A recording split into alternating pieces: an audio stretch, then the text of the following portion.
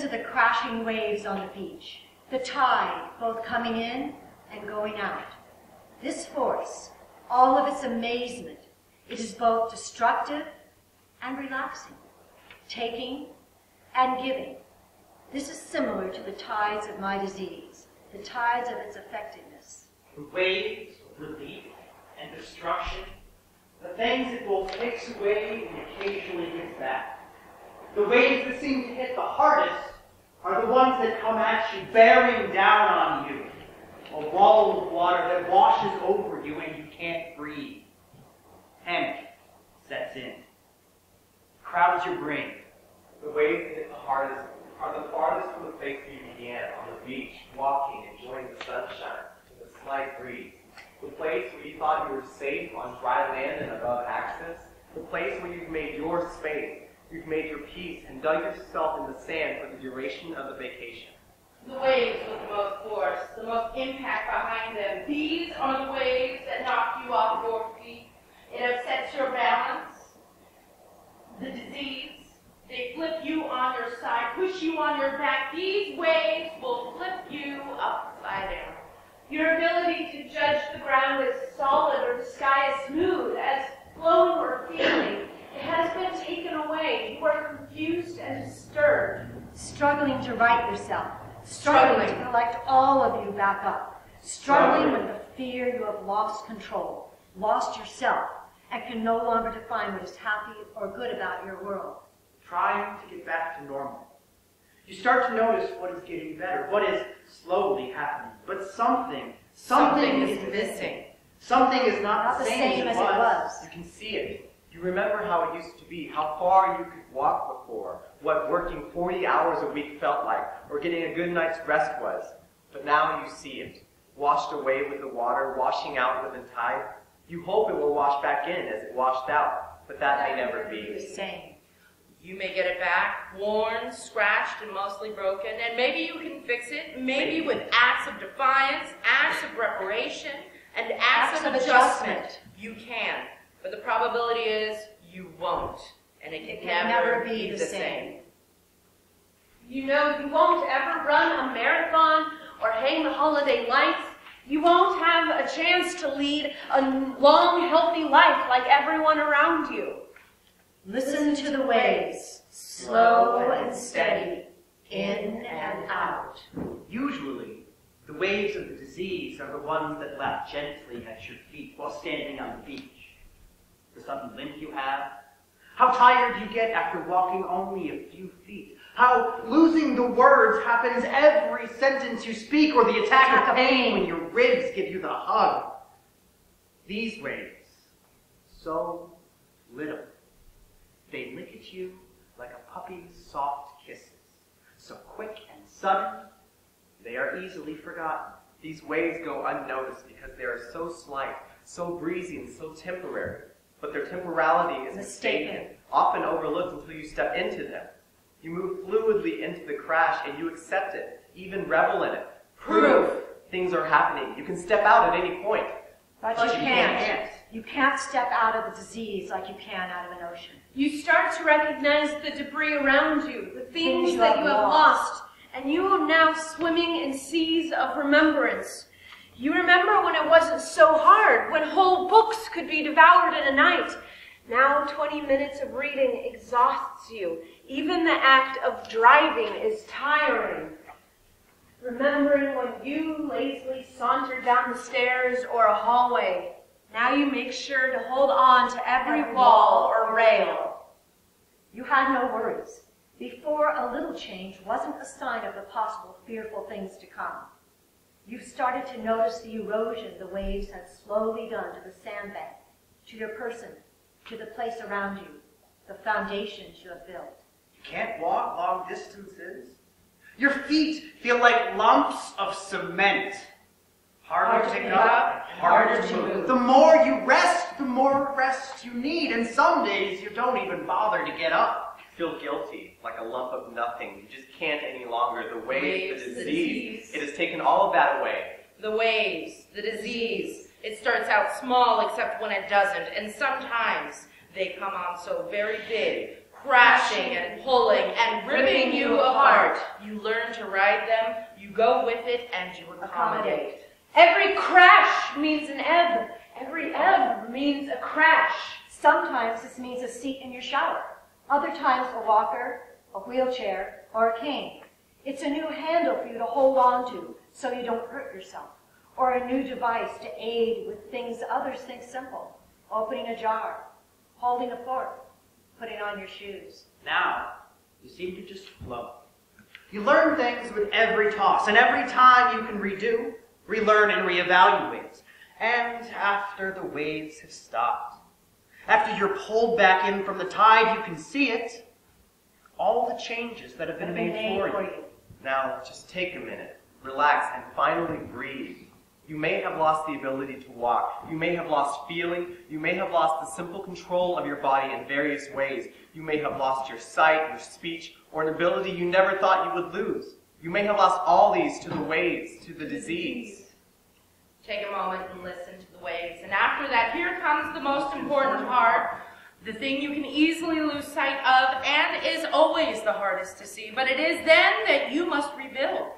Make strong what is now weak. Move on from the losses. Take account of what is left. With the beach, with the disease, comes a harsh reality, a feeling. What is the point of rebuilding? What is the point if I don't know anything about the future, about what this disease, these waves will do, about the damage they can and will cause, or how much of what they took away will I ever get back? What is the point, really? If the waves, the disease keeps coming, keeps moving, keeps changing, if the foundation, my body, continues to erode, what is the point of doing anything about it? The waves, the disease, it may stop for a little while, but every so often, out of the blue, lets you know it's still there. The ocean, the disease, it still exists. The tide will come and go. The disease, well, it never goes away. It is always there. It is all still a possibility and around, always changing and always coming at you in new ways, with a familiarity you detest. Even if you could forget, you are reminded because you feel the lick of a singular wave at the edge of your toes, an old symptom saying hi for the day, or the daily headache telling you you've done too much. Well, the very essence of the waves, of the disease, but no actual waves happened. Nothing happened, but you felt it. You knew it. It's a reminder, a memory. You can't see it, and you have no proof of it, but the tides, the disease. It's still there, and it can harbor danger no matter if it comes at you strong and forceful or soft and slowly over time. And it will come at you, sneak under the radar, a blip at first. Sometimes you're not forced to recognize it right away. It could be anything. Extra wind, a tired day, urgent water in the strongest of tides, sudden inability to walk or lift yourself. Brace yourself. Swim a little harder, trying to show that you are still able. You're trying to break away.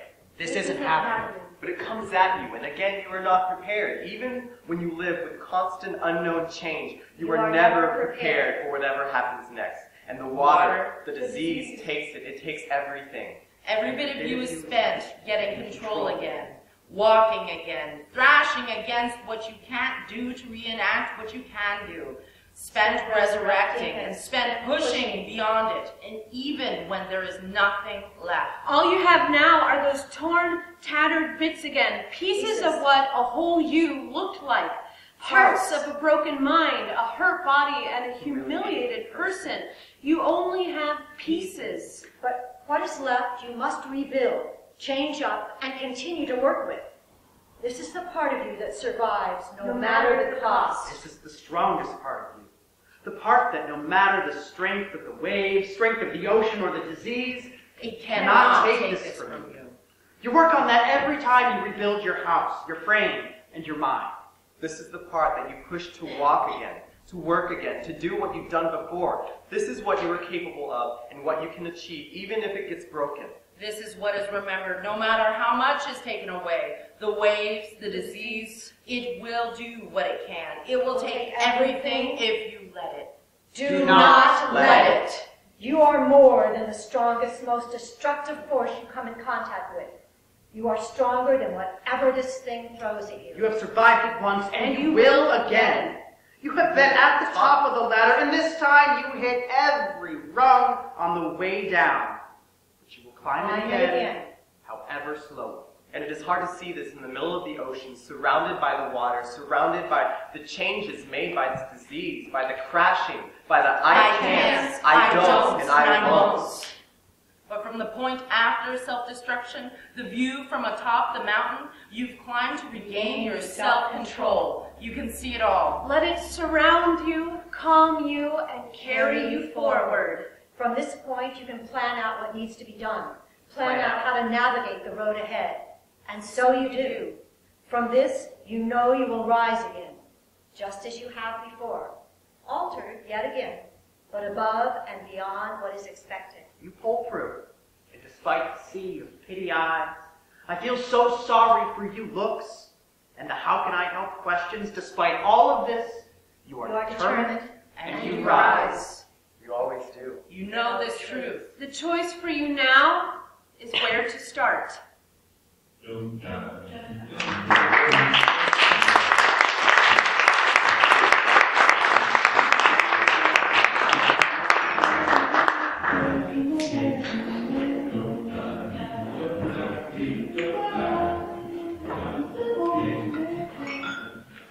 Welcome, everyone. I'm so pleased you could all make it out tonight. Okay, so what are we doing here? I mean, what are we trying to accomplish? That is largely going to be up to you. I want to give you the freedom to allow for creative expression in a safe environment. I'm confident you will all create great art. Well, that's pretty vague. Can you provide a little more structure on which to hang this creative expression? Yeah, what is the premise of this writing workshop? Are we just telling our MS stories, or are we trying to educate the public about MS? Yes and yes. By telling your stories, you will be opening a window on the MS experience and thereby teaching the audience about the disease. Well, this is great because this is something I was playing with here, and you had said it can be a little disturbing. So let us give a personal account of what MS is, and then let the audience in on our world. Well, before we get started, I have a confession to make. I admit to being fairly ignorant about multiple sclerosis. I went online for more information, but there are still big gaps in my knowledge. Do you think you could enlighten me further? MS is an autoimmune disease that affects the central nervous system. Yeah, our immune system goes haywire and attacks the nerves. Well, more specifically, the white cells eat away at the myelin covering nerves. But why does this happen? Oh, we don't know. No one knows for sure. The scientific community is working diligently on finding the answers, and they've developed several theories to explain the disease process, but we're getting closer to understanding, but there are still many unknowns. So are these called attacks, flare-ups, or exacerbations? Those are terms for the same thing. And they can happen anywhere in the central nervous system? Yeah. And that's the reason for the wide variety of symptoms, because of where the attack takes place. Yes, that's it. So how old were you when you were diagnosed? I was 38, but I was older than most people. Is that when you were all diagnosed? It was 1989, so I was 34, but once I was diagnosed, I could trace symptoms back to 1982. I see. So how did you know that you had MS? Did you just wake up one night and think, gosh, I wonder if I'm having an MS attack? Oh, no, nothing like that. Usually following a series of bizarre symptoms, or maybe just after one head-twisting, body-slamming episode, you end up at a neurologist who performs diagnostic tests and then comes up with the diagnosis. Okay. So maybe you could explain some other terms I read about. What is the difference between progressive MS and relapsing remitting MS?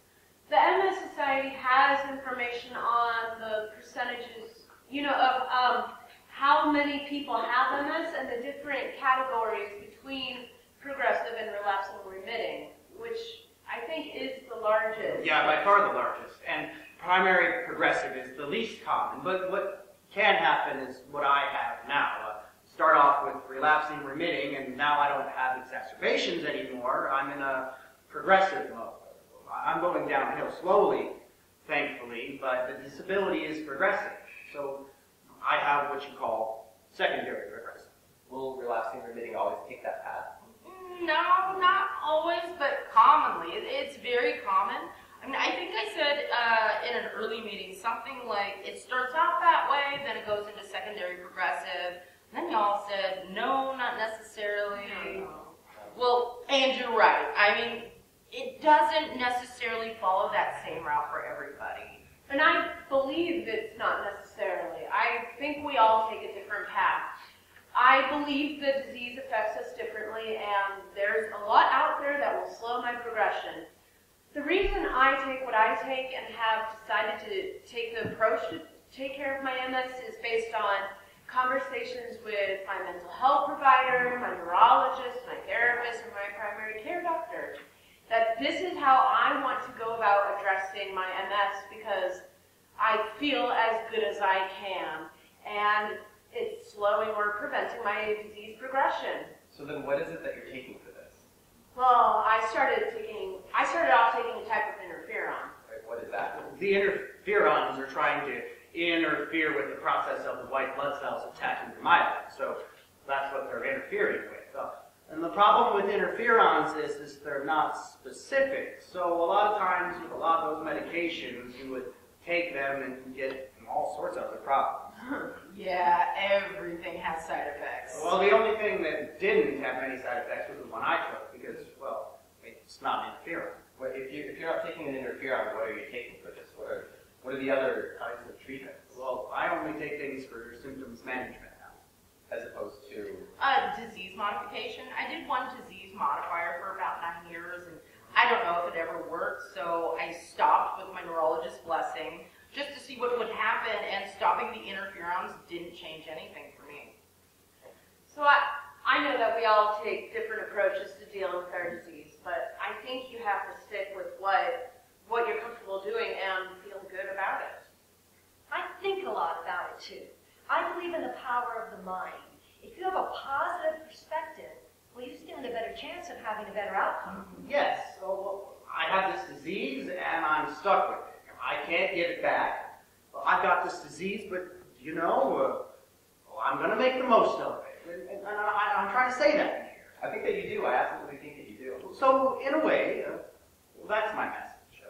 Life does indeed go on after MS, so I think you need to have a positive attitude. It's different now.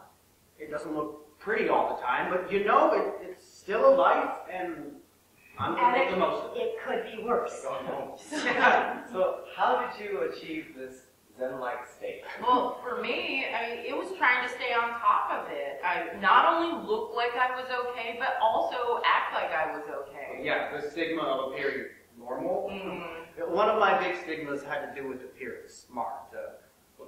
I like to think I'm a pretty bright guy. You are. Thank you. Well, suddenly, I felt stupid. I couldn't find my words. I couldn't remember names. Is that smart? No. But, you know, MS does not affect intellect. We just have trouble putting things together. It doesn't diminish. It doesn't feel right, so I feel stupid. So that's the stigma. Or how about using a cane so people don't think you're drunk all the time? Yeah. Yeah. I just looked at the clock. This has been fascinating, but unfortunately we have to wrap up tonight's session. Thank you so much for sharing. It has been enlightening. Now, you shared a whole lot of things tonight. What you get to now is take the thoughts, remembrances, and stories you shared and write them down. I know you can do it, and you know you can do it. Next time, we'll share the stories, and feel free to bring in the stories you're currently working on also. On a bit of a final thought, you all have very clear stories that you're working on. The pieces you have submitted are all fantastic. You should feel very comfortable with where you are. The next part will be more rigorous. You'll move out of the ponderous, contemplative stage with the writing and onto the fun, creative stage. And you can do it. I know you can. The discussions we've had should influence and inspire your writing.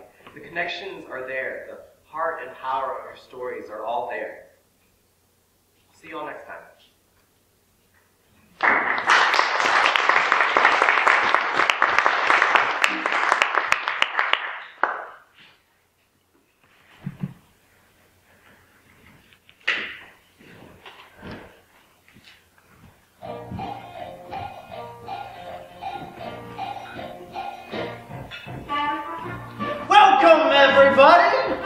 gosh, you look so good. The show about impressions and illusions. The program today will test your knowledge about multiple sclerosis.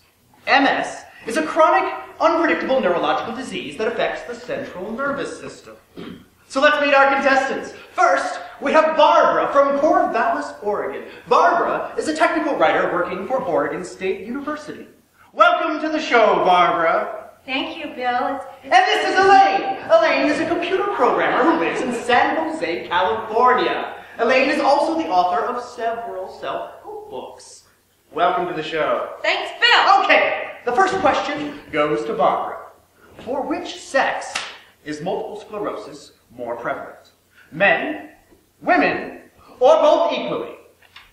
I think it's women. Correct! There are 2 to 3 times more women than men with the disease. This next question goes to Elaine. There are 3 main classifications of MS. Relapsing remitting, secondary progressive, and primary progressive. Which of these is most common? I think I'm going to go with primary progressive. Oh, I'm sorry, Elaine. That is the wrong answer. Do you want to give it a try, Barbara? Is it relapsing remitting? You are correct!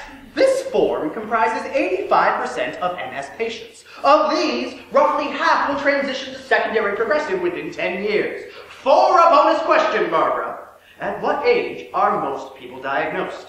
Is it from 1 to 20, 20 to 50, or older than 50? Oh, I know that. 20 to 50. Oh, right you are! And now back to you, Elaine. There are 2 main approaches to treating MS. Disease modification and symptom management. The first disease modifier was beta-seron. In what decade did this medication come out?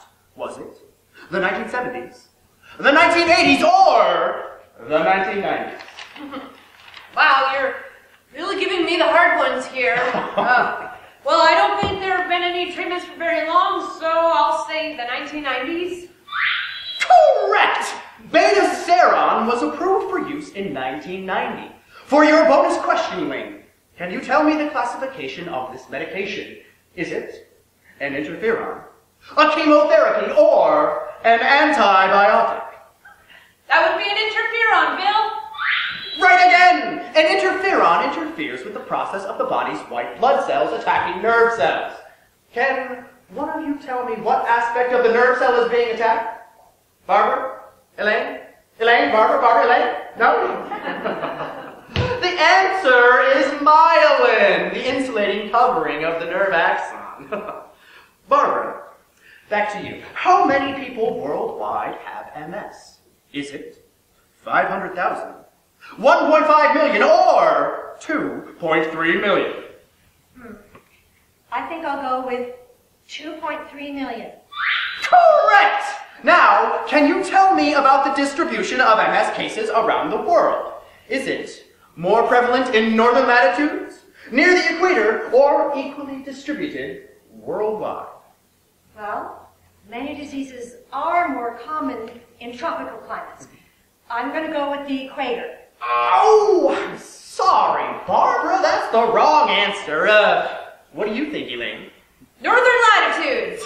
Yes, this is correct. And do you know why? No. Correct again! The exact cause of MS is unknown, and multiple factors probably contribute. One intriguing theory is that MS patients have a lack of vitamin D, the sunshine vitamin. Now let's move on to our next question. This one has to do with the symptoms of MS.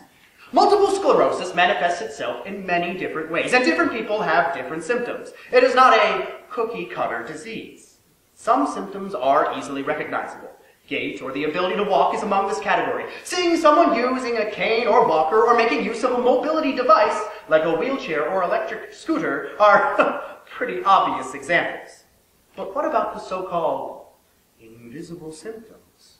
Beginning with Barbara, can you name 3 of these invisible symptoms? Well, let me think. How about speech problems, coordination, and balance issues? Okay, now those are not exactly invisible. I was looking for other things. Do you want to give it a try, Elaine? Not really sure. I mean, if the symptoms are invisible, how do I know what they are? Excellent point. But you see, people with multiple sclerosis contend with these invisible problems all the time. Remember that not all people experience all of these, but the list includes fatigue, depression, numbness, vision problems, bladder dysfunction, dizziness, pain, sexual dysfunction, and cognitive impairment. Wow, I had no idea that the disease could be so extensive. Those poor people. But I don't think a person with MS really wants our pity. If we have a better understanding of what they contend with, maybe we can respond better to their needs. Bingo! Barbara! That is the winning response!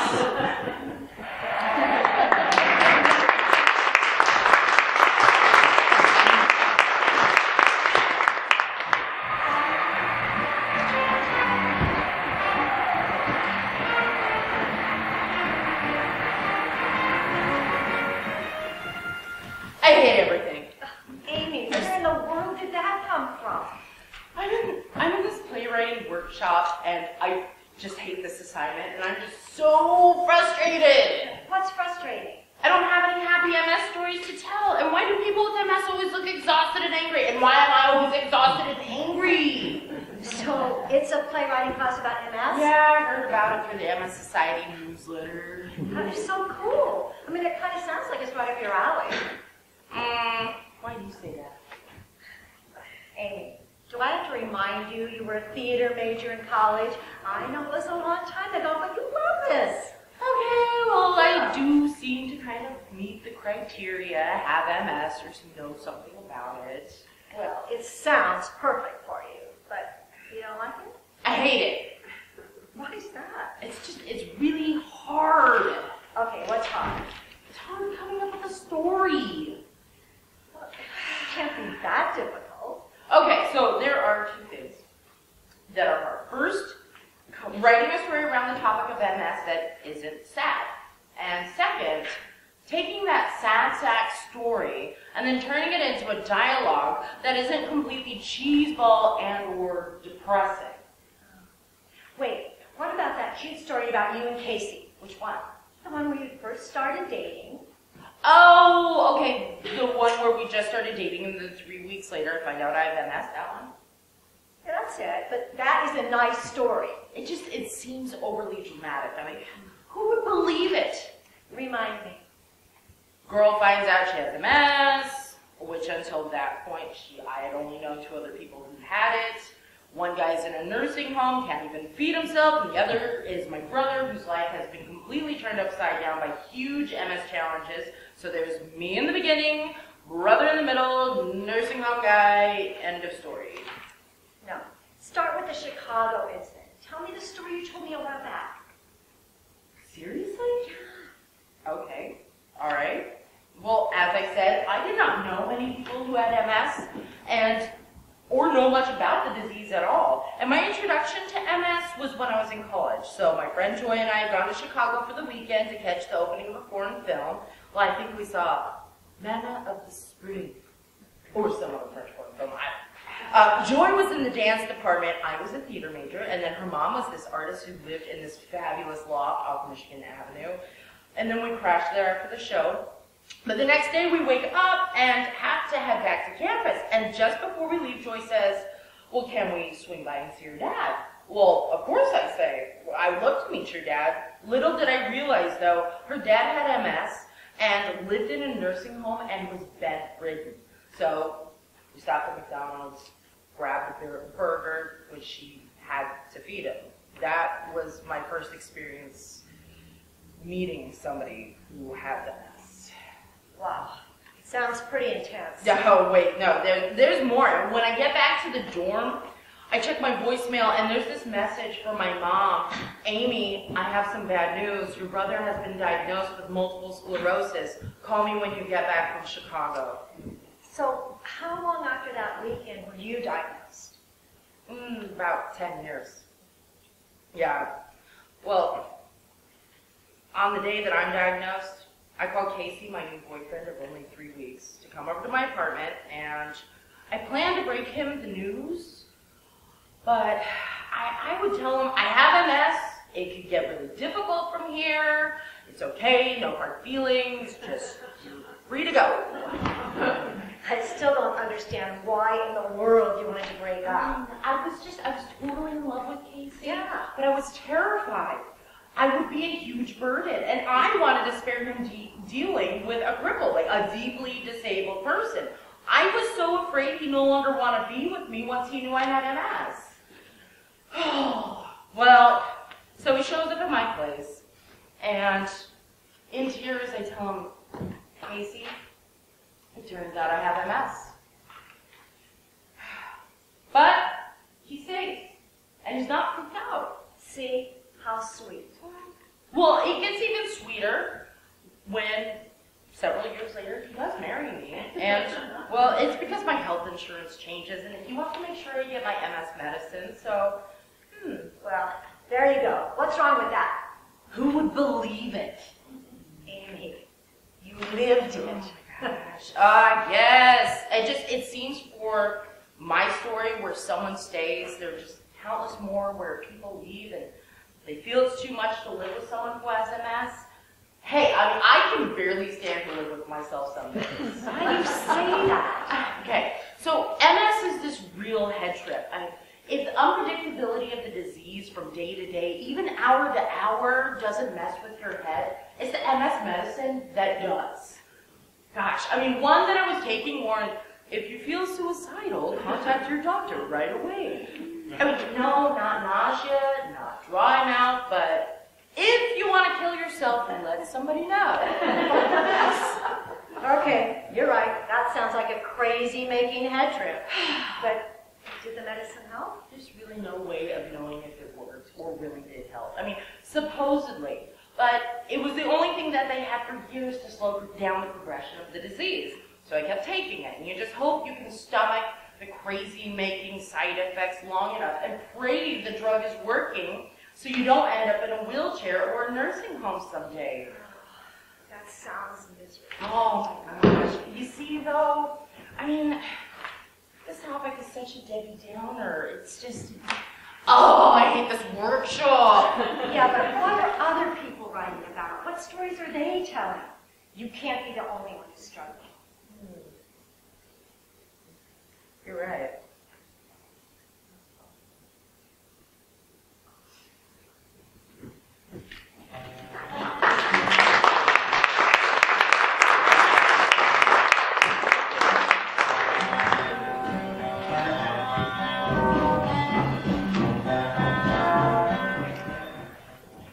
I have MS. To me, this means nothing, of course. This is something I deal with, something I work around, and something, though sad, I've gotten used to. To you, since you can't see it, this also means nothing. To you, this is something I bring up when I can't make it, or I try to explain in some way how I feel or what it means. I can't really. And you will give me sorry eyes, sad puppy eyes, and feel pity. I don't want this. I want understanding, compassion, and whatever empathy you actually have, which at this point in your life I cannot imagine as much. I want to describe how it feels to have limited abilities. Have you ever had a broken bone or a super sore muscle that's suddenly out of pain you couldn't use anymore? You begin to see how much you use these things. Imagine that you never regain use. Or the use you gain is not what it was. It used to be so much more, but it will never be what it was. What about the frustration you get when you can't remember something correct? A name or a song or where you know them from.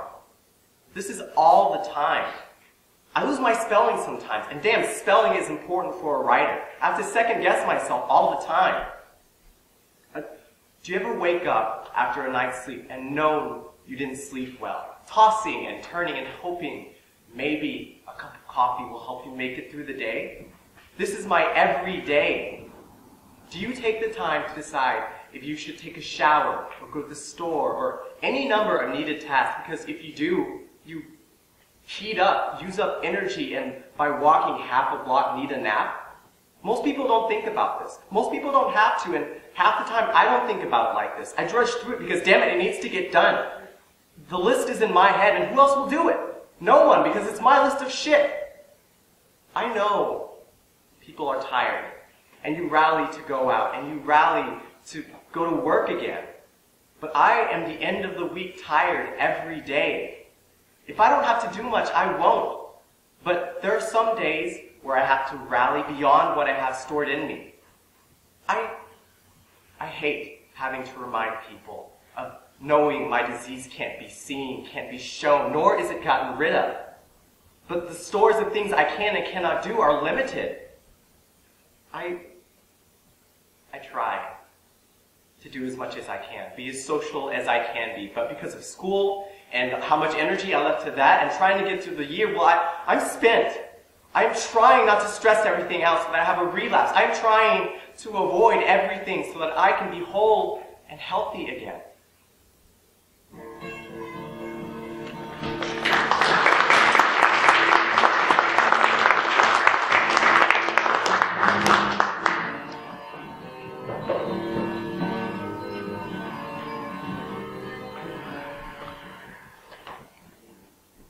I started playing guitar at the age of 12, after hearing a guy at our 6th grade culmination program.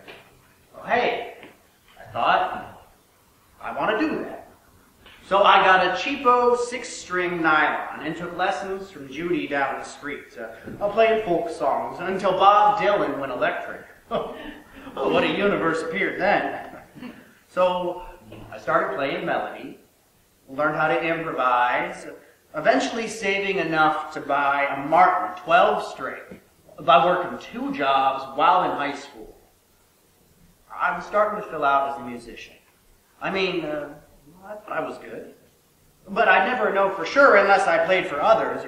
Well, sure, I played for my friends, but they're my friends. Would they really tell me if I sucked? Wow, looks like a full house tonight. I guess it's me they've come to see. And to think it wasn't that long ago that I was spending hours alone in my room, just playing for myself. Dripping sweat, practicing my licks, practicing. Sometimes someone would walk in and listen for a while. I just stopped. No, don't stop, they'd say. No, I was just finishing. But the stage fright. So I forced myself out there to find out if I really had it. And then I got a faint taste of success, and I was hooked. I played a few gigs in Santa Cruz, and then I took the show on the road, playing coffee houses in Minneapolis and New York. Samantha's out there, my #1 groupie. Just knowing that gives me the confidence to go on stage. God, love that woman.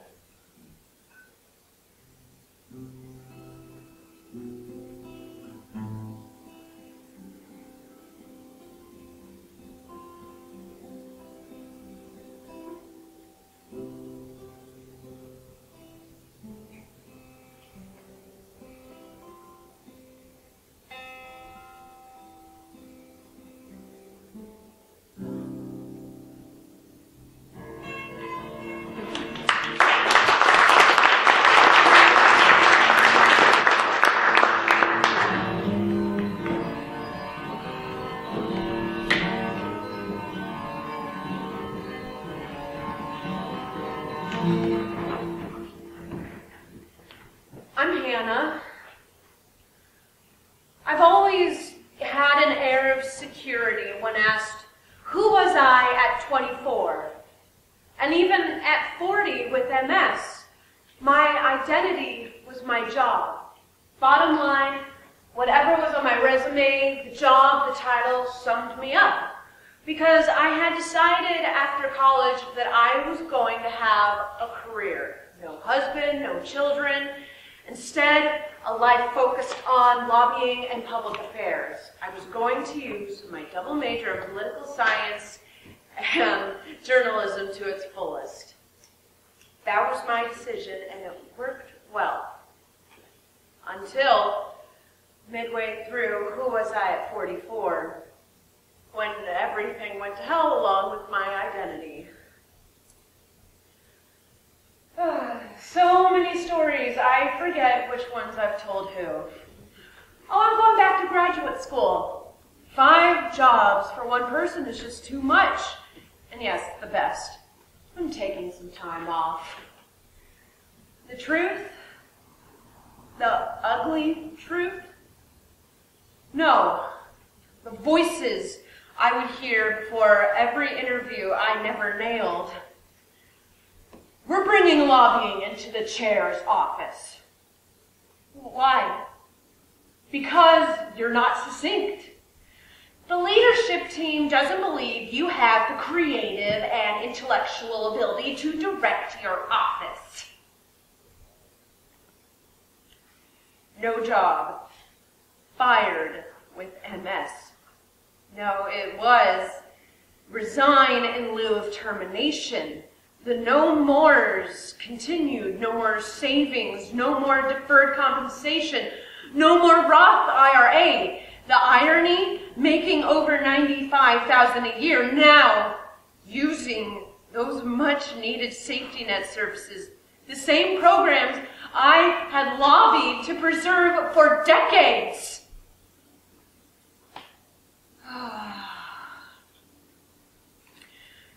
2011 was a good year. I was back in my element. I had an interim job as communications director for the elected official who manages elections, archives, audits, and Oregon's Blue Book. That job rocked. It was stressful and demanding, but I loved it. When my stint was over, I was showered with praises and appreciation. I was grace under fire. Afterwards, I was back in a familiar place. With no resume, who was I? According to my neurologist's letter to Social Security Disability, I have a lesion at the base of my spinal cord which causes chronic pain along with spasms in my legs. These symptoms alone interfere with my ability to sit for prolonged periods of time and interfere with my ability to concentrate. In addition, the medication that is required to treat my symptoms results in impairment of cognition, increases fatigue, and results and slows my rate of mental processing. Holy hell, what a description. Well, thankfully, Social Security Disability likes it. Now at 49, who am I? I have tried and tried throughout these what if an actor could tell your story workshops, table work, and rehearsals to answer who was I at fill in the number. Maybe the number doesn't matter. Maybe the answer doesn't either.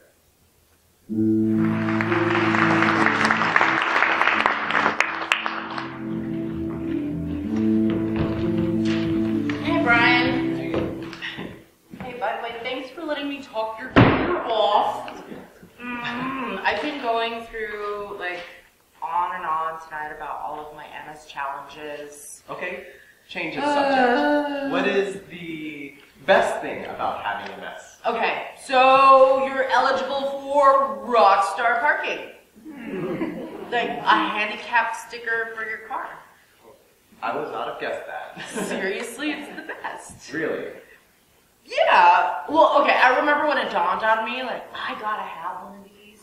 And I was in Alaska visiting Tony's brother, who had just had knee surgery, and he had one, and I thought, wow, what a gift.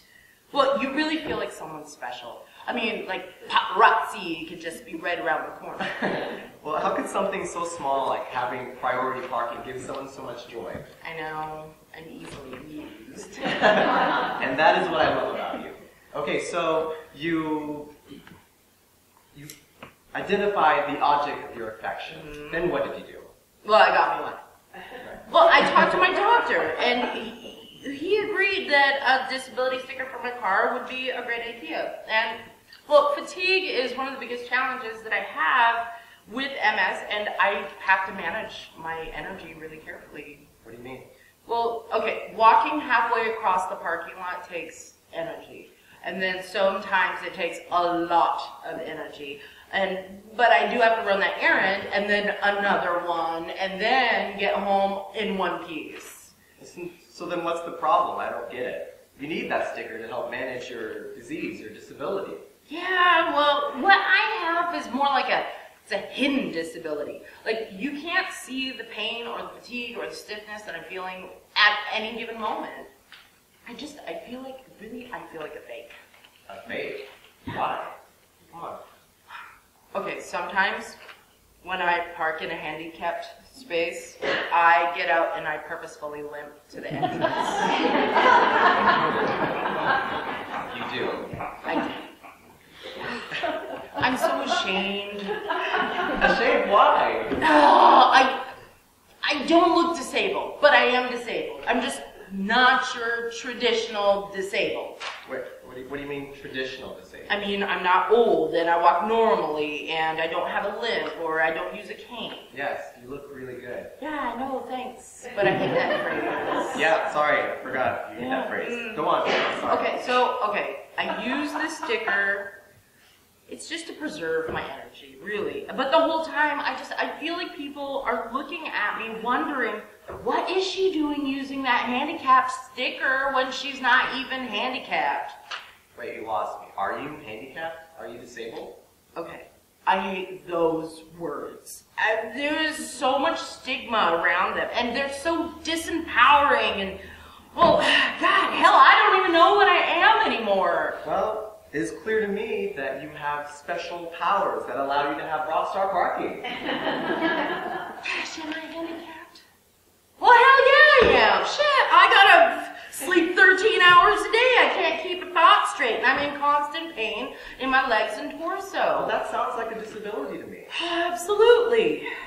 Well, when I was 34, I stopped working and I went on Social Security disability and I went on Medicare, but not because I couldn't walk.